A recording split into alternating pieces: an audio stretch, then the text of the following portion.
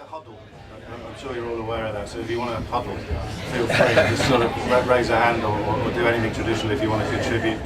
Nobody knows anything. Everybody is hoping to stumble unwittingly onto the next big thing. So the challenge for people like you is to work out how you move marketing, branding, advertising into a sort of area where there isn't any product. It's quite bizarre. It's just the person. It's just the brand. It's just the people.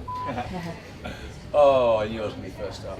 The things that drive you as a human being, your urge to share, your urge to understand about what other people are doing and to understand what other people's lives are like and what they're going through, is exactly the same. So I just think that YouTube is like as you say, it's a window into the world, and it's a broad window. Because you can't invite a pop star into your bedroom just to talk to you in the way that you can with a YouTube. Yeah, well, I mean, the thing is, they have a lot of different roles. Like most of the kind of the top level, top subscribed stars that most of the people in this room and the greater media are familiar with are just the tip of a much larger iceberg of just content and art that is kind of driven by the cult of personality. Is it real? It has become less real. I definitely agree with that. Because they're relative on those, but they're kind of, it's all or nothing, isn't it? It's as if they're either the most important person in your life or you've never heard of them at all. They know their audience aren't dumb.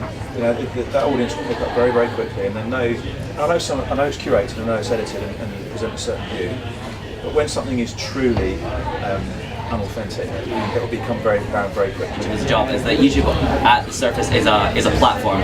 It's not a profession. It's not an encyclopedia. It's the beginning point for anything else you want to learn and do in the world. I have friends who are now studying to become qualified sex educators, so that they can then use their platform professionally and responsibly, so they can then teach people about these issues. Is there enough vetting? I use the word regulation.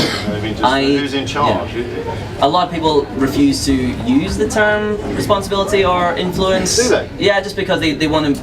They'll say they make what they want to make, and they'll just enjoy the audience that they pull in, regardless of that. But then there are those who are trying their best to stay as informed and as educated as possible, so that they can then encourage the same behaviour of fact-checking and research in their audience as well. And I think we live in apparently a world of post-truth. Do you see the word journalism appearing anywhere in this conversation so far? That's the thing. Like, you think YouTube themselves maybe have some responsibility to kind of, at this stage, maybe moderate a little bit more of what's going on in the site. But the majority of these people are actually way more socially aware, probably than politically Daily Mail.